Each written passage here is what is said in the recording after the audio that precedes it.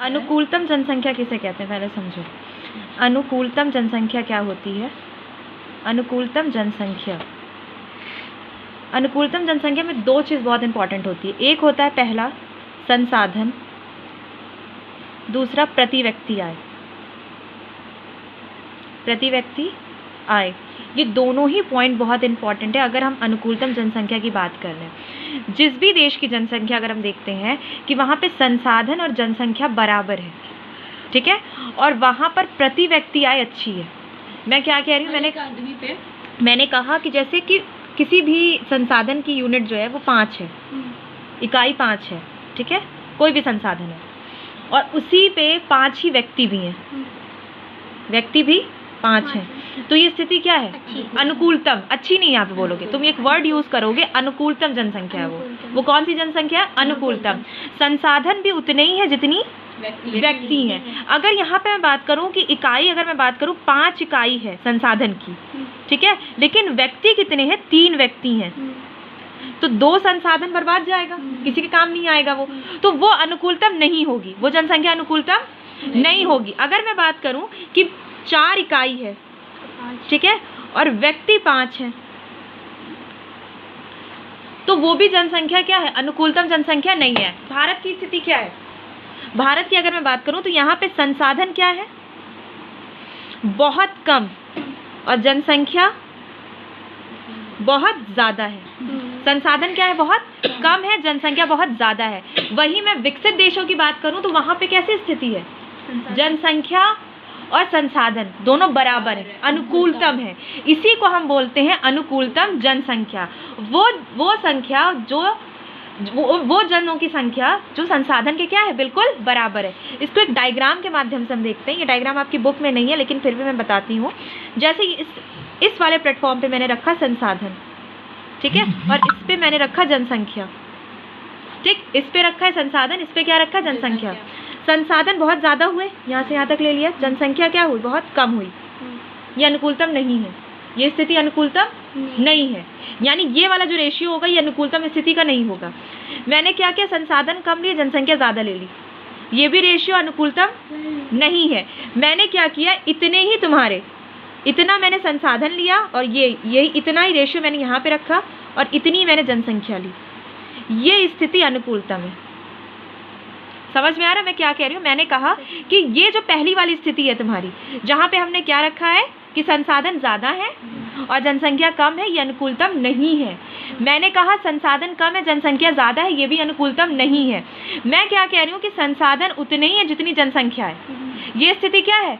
अनुकूलतम है। और यही स्थिति ज्यादातर विकसित देशों की होती है। भारत विकसित देश नहीं होता, भारत एक विकासशील देश है। भारत कौन सी कंट्री है? भारत एक विकासशील देश है, विकसित देश नहीं है। तो यहाँ पे कौन सी स्थिति तुम बता सकती हो? यहाँ पे कौन सी स्थिति है? यहाँ पे स्थिति मुझे बताओ कौन सी है? इन तीनों में स्थिति कौन सी भारत की? ये वाली है।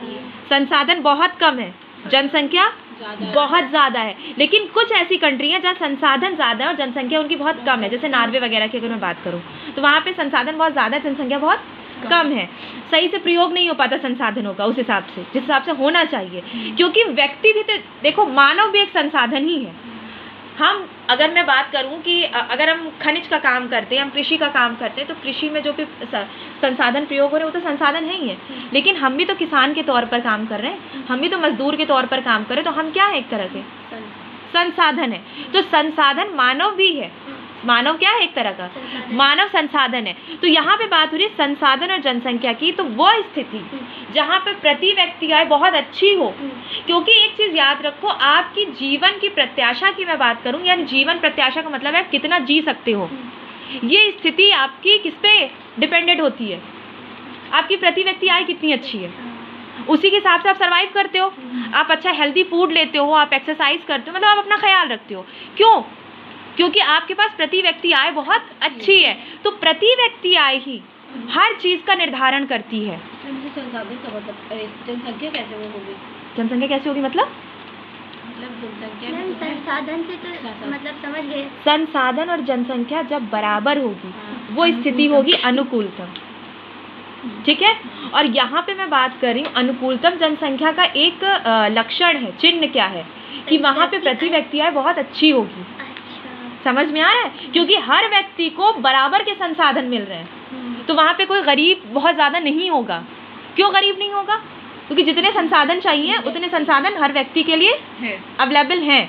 तो अगर अवेलेबल है तो हमें समझ में आ रहा है, सीधा सा मतलब है कि वहाँ की जनसंख्या कैसी है, अनुकूलतम है। ये वाले में क्या है? ये इकाई ज़्यादा, यहाँ पे मैं बात करूँ संसाधन ज़्यादा व्यक्ति कम है, तो ये अनुकूलतम नहीं है, संसाधन बर्बाद हो रहे हैं। यहाँ पे इकाई कम है, व्यक्ति ज़्यादा है, ये तो भारत की स्थिति हो गई।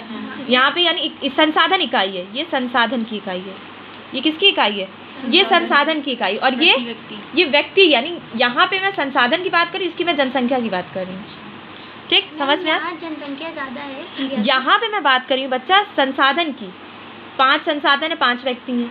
जनसंख्या 5 इकाई संसाधन की, 3 व्यक्ति हैं, अनुकूलतम नहीं है।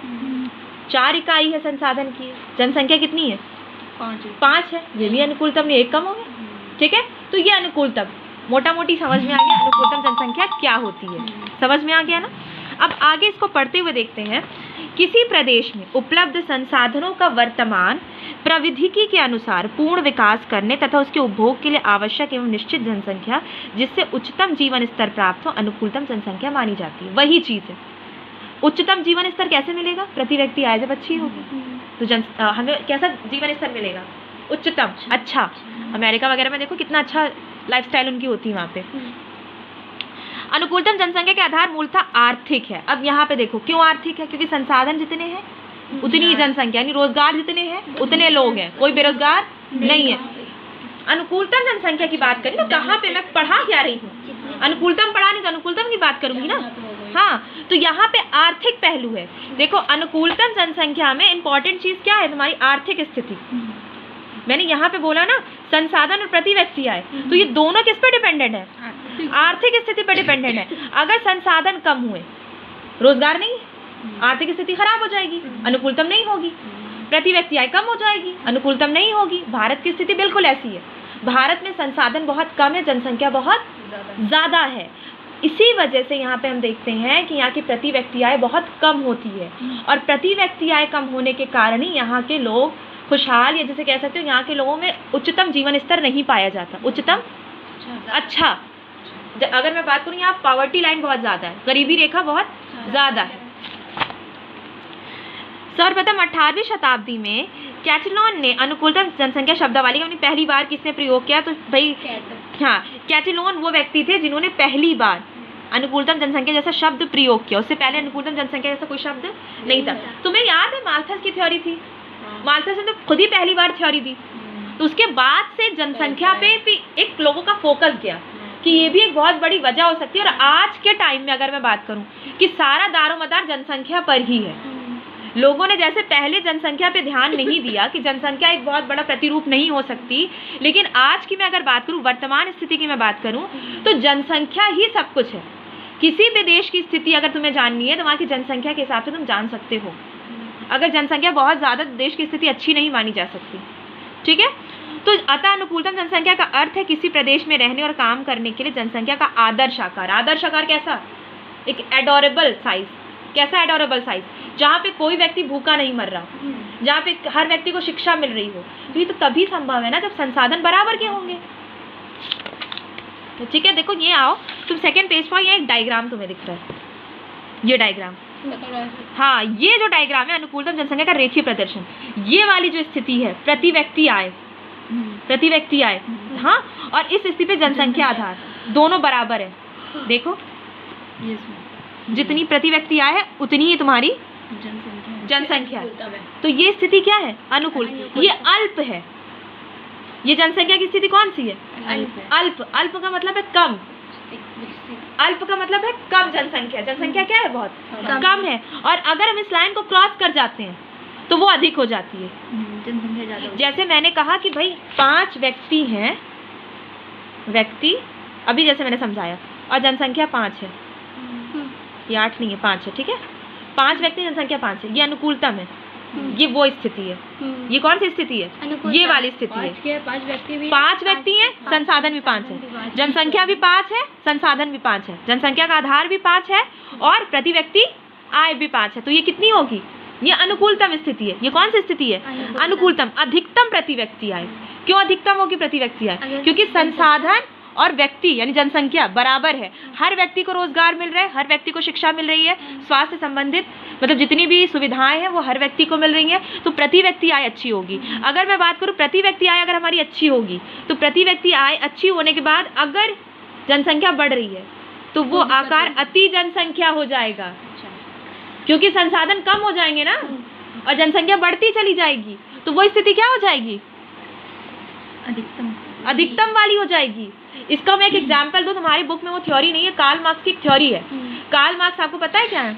एक बहुत बड़े इकोनॉमिक्स भी माने जाते हैं और समाजशास्त्री के तौर पे भी जाने जाते हैं, सोशलिस्ट भी माने जाते हैं। तो उन्होंने एक थ्योरी दी थी, कार्ल मार्क्स की एक थ्योरी थी कि मार्केट में अगर वो बोलते थे कि यूरोप में वर्कर्स की सैलरी अचानक क्यों कम हुई, उसकी एक वजह थी क्योंकि वर्कर्स ने क्या दिमाग लगाया कि भाई मेरे 2 हाथ है, मैं 10,000 कमा रहा हूँ, तो अगर मेरे पास बच्चे ज़्यादा होंगे तो मेरे घर में सैलरी ज़्यादा आएगी। और इसका अपोजिट असर ये हुआ, गलत इफेक्ट ये गया, निगेटिव असर ये गया मार्केट में कि बच्चे ज़्यादा हुए वर्कर्स ने और इस वजह से वर्कर्स बहुत ज़्यादा हो गए मार्केट में, तो ऑटोमेटिक वेजेस क्या हो गई, सैलरी क्या हो गई, कम हो गई। वेजेस और सैलरी में डिफरेंस होता है। वेजेस जो नहीं वेजेस का मतलब दिहाड़ी मिलती है आपको एक दिन का। जैसे हम प्लम्बर रखते हैं, इलेक्ट्रीशियन रखते हैं, मिस्त्री रखते हैं, तो वो एक दिन के लिए हम देते हैं, तो उनको क्या बोलते हैं? वेजेस। और जो मंथली रखे जाते हैं एक सैलरी पे, उन्हें हम क्या बोलते हैं? सैलरी के तौर पे। तो वेजेस वो होती हैं जो हम जो दिन के हिसाब से देते हैं और सैलरी वो होती है जो मंथली देते हैं। तो यूरोप में क्या हुआ? वेजेस अचानक से कम हो गई। क्यों कम हो गई? क्योंकि वर्कर्स बहुत ज़्यादा हो गए और जब जिस चीज़ की डिमांड से ज़्यादा सप्लाई हो रही है तो उसके प्राइस ऑटोमेटिक कम हो जाएंगे। सीधी सी बात है, यही तो मार्केट थ्योरी होती है हमारी, इकोनॉमिक्स यही तो कहती है हमारी। तो ये चीज़ इस पर डिपेंडेंट होती है। अब बात करते हैं सकल राष्ट्र उत्पाद, जीएनपी। जीडीपी अलग होता है। जीडीपी क्या है? Gross domestic product. सकल राष्ट्रीय उत्पाद की बात करनी, यहाँ पे मैं सकल राष्ट्रीय उत्पाद की बात करती हूँ तो ये जीएनपी है और जीडीपी सकल जो तुम्हारा प्रोडक्शन हो रहा है, यानी जीडीपी का मतलब होता है ग्रॉस डोमेस्टिक प्रोडक्ट, यानी उत्पाद कितना उत्पादन हो रहा है, तो जीडीपी वो होती है और जीएनपी होती है सकल राष्ट्रीय उत्पाद। इंग्लिश में GNP gross national product, GDP gross domestic product, ठीक है। घरेलू, सकल राष्ट्रीय उत्पाद, सकल घरेलू उत्पाद उसे बोलते हैं। जीडीपी को हम बोलते हैं सकल घरेलू उत्पाद, ग्रॉस डोमेस्टिक प्रोडक्ट, और इसे क्या बोलते हैं? सकल राष्ट्रीय उत्पाद। हाँ, इसमें क्या, इन दोनों में अंतर देख लो। नेशनल, राष्ट्रीय का मतलब होता है कि कोई व्यक्ति बाहर भी है और वो पैसा कमा के भारत में भेज रहा है तो वो जीएनपी में शामिल होगा। वो भारत का तो नहीं है ना, वो कमा के यहाँ भेज रहा है, ठीक है, तो वो किस में शामिल होगा? जीएनपी में। जीडीपी में शामिल नहीं होगा। जीडीपी में वही चीज होगी जो भारत में बन रही है। बाहर का टैक्स ले लेते हैं क्या? टैक्स भी ले लेते हैं। वो तो टैरिफ होता है ना जो बॉर्डर पे लिया जाता है। नहीं, जैसे उसने भेजा वो तो टैरिफ कटती है ना, बैंक में आपका टैरिफ लगती है हर चीज का, प्रोडक्ट बाहर से जो आता है। टैरिफ का मतलब वो पैसे की बात नहीं होती, वो तो पैसा कन्वर्ट कर दिया जाता है। उससे गवर्नमेंट को फायदा ये होता है, नहीं उसमें गवर्नमेंट को ये फायदा होता है कि बाहर करेंसी आती है आपके पास। आप कुवैत में हो या आप ओमान में हो या आप अमेरिका से अगर यहाँ पे पैसा भेज रहे हो तो गवर्नमेंट को बेनिफिट होता है कि वहाँ से उसको इंटरनेशनल करेंसी मिल रही होती है। क्या करेंगे? अरे इंटरनेशनल करेंसी का मतलब तो बेनिफिट होता है ना, तो मार्केट में वो लगा सकती हैं इन चीज़ों को लेके। और अगर मैं बात करूँ कि वो क्या हो सकती है, वो जीएनपी में इंक्लूड होगी। वो किस में होगी? जीएनपी में। और भारत की स्थिति किस में होगी? जीडीपी। डोमेस्टिक समझ लो, घरेलू। डोमेस्टिक का मतलब होता है घरेलू, और नेशनल जो राष्ट्र में सम्मिलित हो रहा है। जीडीपी नहीं लिखा। जीडीपी नहीं है, वो मैंने से बता दिया है। पैर मूव मत करो। यहाँ पे मैं बात करूँ सकल राष्ट्रीय उत्पाद की बात करूँ तो सकल राष्ट्रीय उत्पाद वो होगा जो पूरे देश का होगा। इसमें बाहर से आने वाली चीज़ों को भी हम शामिल करेंगे। जीडीपी में हम बाहर से आने वाली चीज़ों को शामिल नहीं करते, समझ में, वो सिर्फ भारत की होगी जीडीपी। अक्सर लोग बोलते हैं ना कि मुगलों ने भारत को लूट लिया। भारत की सबसे स्ट्रॉन्ग जीडीपी जो देखी जाती है वो मुगलों के दौर में थी। पूरे विश्व की 27% जीडीपी सिर्फ भारत की थी। मतलब पूरे विश्व की जीडीपी में मैं बात करूँ तो 27% जीडीपी सिर्फ भारत, विश्व की अगर 100% जीडीपी मैं लेती हूँ उसमें 27% जीडीपी सिर्फ भारत की थी। तो सोचो मुगलों के टाइम में भारत, मतलब इसमें भारत का समान था बहुत सारा। जीडीपी का मतलब है कि हम बहुत अच्छी स्थिति में थे, हम इतना ज़्यादा यहाँ पे सोना चांदी हमारे इतना उत्पादन होता था।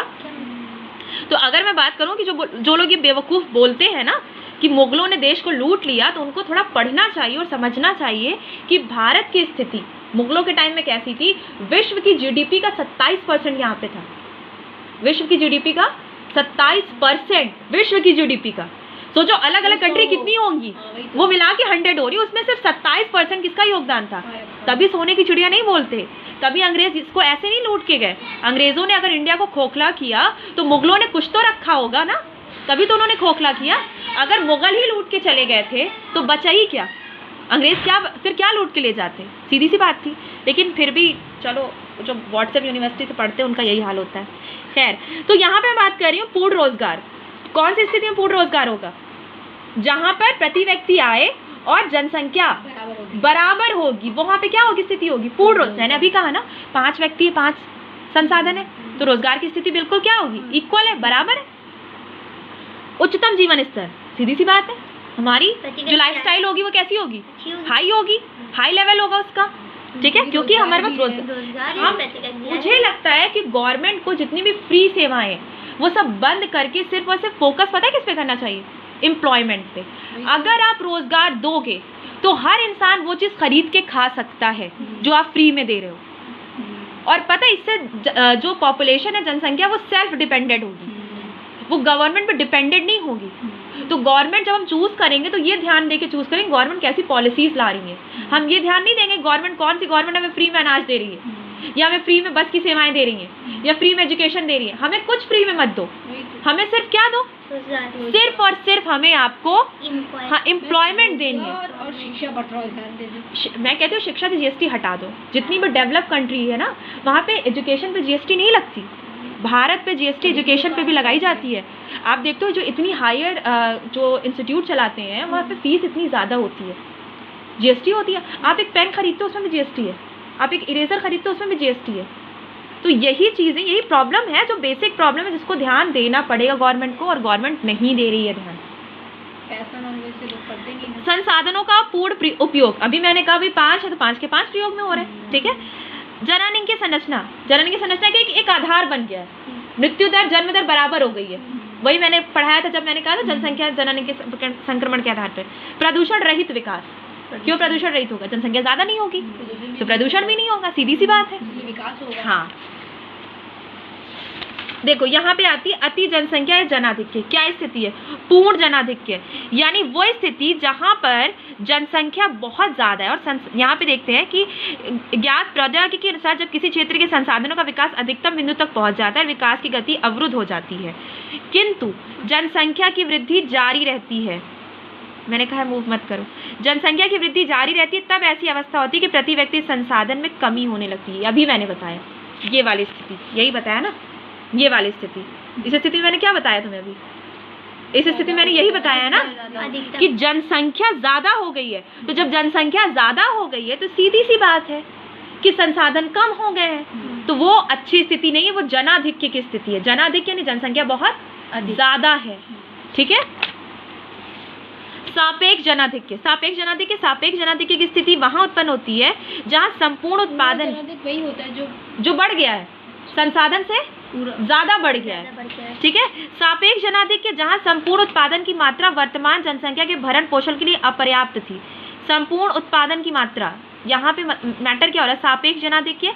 सापेक्ष जनाधिक्य की स्थिति वह स्थिति होती है जहाँ संपूर्ण उत्पादन की मात्रा वर्तमान जनसंख्या के भरण पोषण के लिए अपर्याप्त होती है। इसमें संसाधनों का पूर्ण विदोहन नहीं हो पाता, किंतु नवीन प्रौद्योगिकी के प्रयोग से इनके भविष्य में विदोहन या उत्पादन की संभावना विद्यमान होती है। ये वो स्थिति होती है बेटा जहाँ पे जनसंख्या कम होती है, संसाधन बहुत ज़्यादा होते हैं। मैंने कहा मेरे पास ज़मीनें बहुत ज़्यादा है, लेकिन लोग उस पर खेती नहीं कर पा रहे। क्यों नहीं कर पा रहे, क्योंकि लोग नहीं है, ठीक है। तो जब सही से उस हिसाब से लोग नहीं होंगे तो हम विकास भी नहीं कर पाएंगे ना, क्योंकि मेरे पास जो एक्स्ट्रा संसाधन है उसका सही से प्रयोग नहीं कर पाएंगे। एक चीज़ तो अलग है कि एक हम नई टेक्नोलॉजी यूज़ करें, हम मशीनों का प्रयोग ज़्यादा करें, तो वो अलग मैटर है, लेकिन उसके लिए भी मानव संसाधन का होना महत्वपूर्ण है। रोबोट बनाएगा कौन, मशीनें बनाएगा कौन, मानव। तो मानव ये तो सापेक्ष जनाधिक्य होता है। अनुकूलता मैंने पढ़ा दिया, इन दोनों के बीच की स्थिति जहाँ पे बराबर होगी, सापेक्ष का जनाधिक्य ज्यादा, अनुकूलतम वो जो दोनों बराबर हो। मैम यहाँ पे रोजगार के बारे में बात हो रही थी, यहाँ पे व्यक्ति के बारे में बात हो रही है। वही चीज है, यहाँ पे हमने जो पढ़ा है ये वो स्थिति है, ये वाला पॉइंट पढ़ा है, ये जो पढ़ा है बीच का, ये बीच वाला पॉइंट पढ़ा है हमने।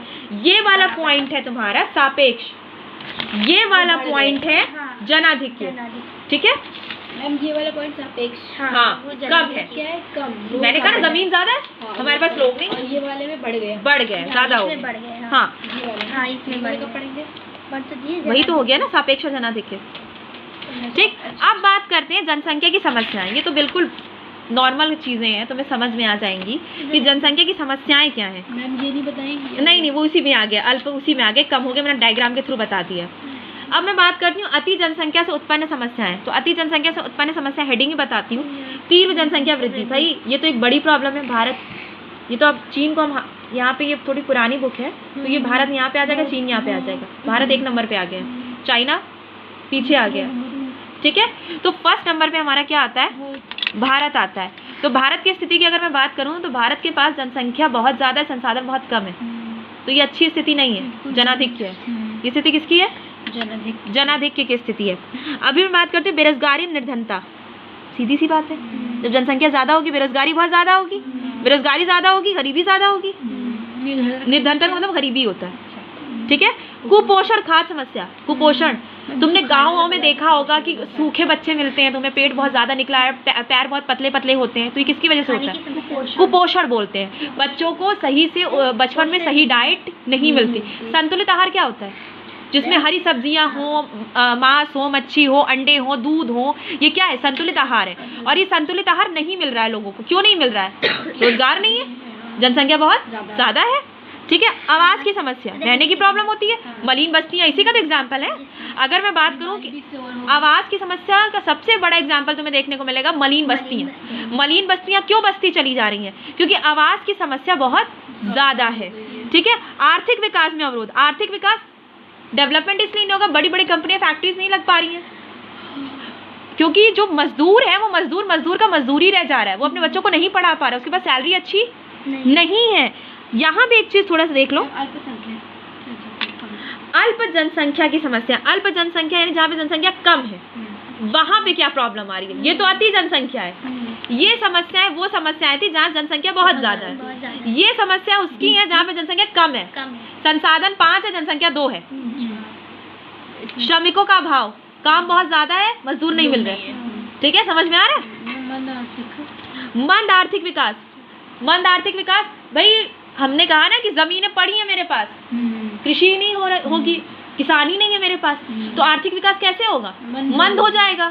जो हिसाब से हमें इनकम आनी चाहिए वो नहीं आएगी, क्योंकि लोग ही नहीं है मेरे पास, तो मंद आर्थिक विकास। सुरक्षात्मक समस्या, तुमने देखा होगा कि जो, जैसे कि इजराइल इसकी सबसे बड़ी एग्जाम्पल है। इजराइल में जनसंख्या बहुत कम है, वहाँ पे तुम्हें मिलेगा कि सैनिक के लिए, सोल्जर्स के लिए बहुत आफत रहती है। वहाँ पे तुम्हें देखने को, अभी जो कहा था कि बाहर की कंट्री से सोल्जर्स बुला रहे थे वो अच्छी सैलरी पे, तो यही तो प्रॉब्लम थी वहाँ पे। हर इंसान को, अब तुम कॉलेज में जाओगी तो अगर तुम इजराइल में रह रही हो तो तुम्हें वहाँ पे नॉर्मल सिक्योरिटी की ट्रेनिंग दी जाती है, क्योंकि बाय द वे मान लो कंडीशन ऐसी हुई, वॉर हो गई, तो वहाँ पे सबको लड़ना पड़ेगा। तो ये सुरक्षात्मक समस्या है, क्यों, क्योंकि लोग नहीं है, हमारे भारत में तो बहुत है, ठीक है। बात करते हैं जनसंख्या ह्रास की समस्या। यहाँ पे बात हो रही है कि कुछ मृत्यु दर ज्यादा हो गई किसी वर्ष, जैसे कोविड आ गया तो और कम हो गई। यहाँ पे बात हो रही है जनसंख्या ह्रास, जो है वो भी कम हो जाएगी। अगर ऐसा, जो 2 व्यक्ति हैं, 2 व्यक्ति जैसे कोई महामारी आ गई, 2 में से 1 मर गया तो एक ही बचा, तो ये समस्या है। यहाँ पे अगर ऐसा कुछ हुआ कि कोई महामारी आई तो थोड़ा बहुत इनबैलेंस करके बैलेंस कर लेंगे, जनसंख्या बहुत ज्यादा है। यहाँ पे अगर ऐसा हुआ अल्प वाले में तो जनसंख्या ह्रास हो जाएगा ना, पहले से कम। जनसंख्या ह्रास का मतलब है नुकसान, जनसंख्या का नुकसान हो जाए, लिखा हुआ है, वही ह्रास का मतलब होता है नुकसान, कम हो जाना, ठीक। तो यहाँ पे मैं बात करूँ, अगर ह्रास हो रहा है किसी चीज, किस कारण हो रही है ह्रास, महामारी आ गई, युद्ध हो गया, वॉर हो गई, तो ये इसकी वजह से कई लोग मरेंगे ना एक साथ, तो मृत्यु दर अचानक से बढ़ जाएगी, जन्म दर तो वैसे ही कम थी पहले से, ठीक है। हाँ, तो ये तुम्हें जनसंख्या की समस्याएं समझ में आ गई, जनसंख्या के सिद्धांत, तो यही था आपका आज।